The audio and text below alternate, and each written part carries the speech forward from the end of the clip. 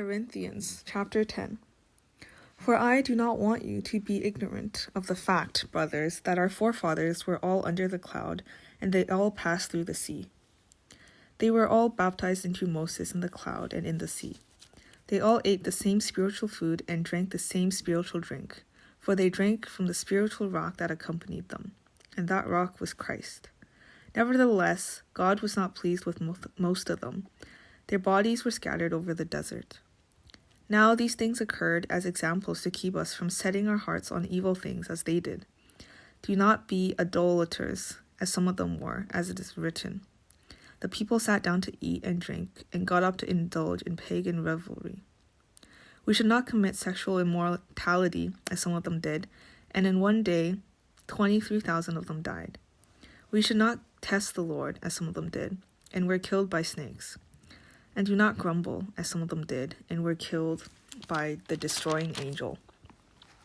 These things happened to them as examples, and were written down as warnings for us, on whom the fulfillment of the ages has come. So, if you think you are standing firm, be careful that you don't fall. No temptation has seized you except what is common to man. And God is faithful. He will not let you be tempted beyond what you can bear. But when you are tempted, he will also provide a way out so that you can stand up under it. Therefore, my dear friends, flee from idolatry. I speak to sensible people. Judge for yourselves what I say. Is not the cup of thanksgiving for which we give thanks a participation in the blood of Christ? And is not the bread that we break a participation in the body of Christ?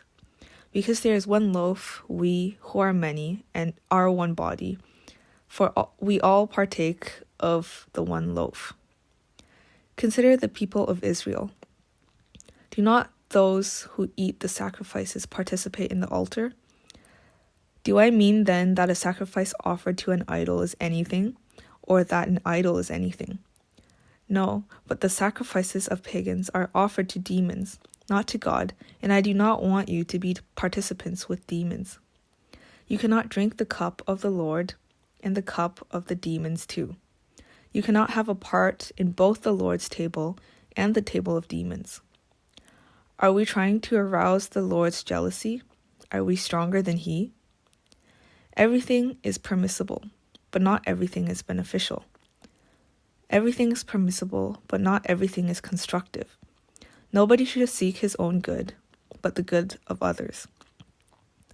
Eat anything sold in the meat market without raising questions of conscience, for the earth is the Lord's and everything in it.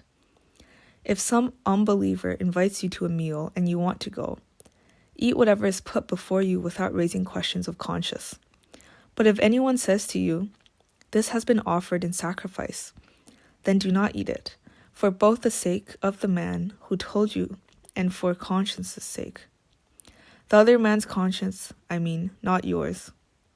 For why should my freedom be judged by another's conscience? If I take part in the meal with thankfulness, why am I denounced because of something I thank God for? So whether you eat or drink or whatever you do it all for the glory of God. Do not cause anyone to stumble, whether Jews, Greeks, or the church of God, even as I try to please everybody in every way. For I am not seeking my own good, but the good of many, so that they may be saved.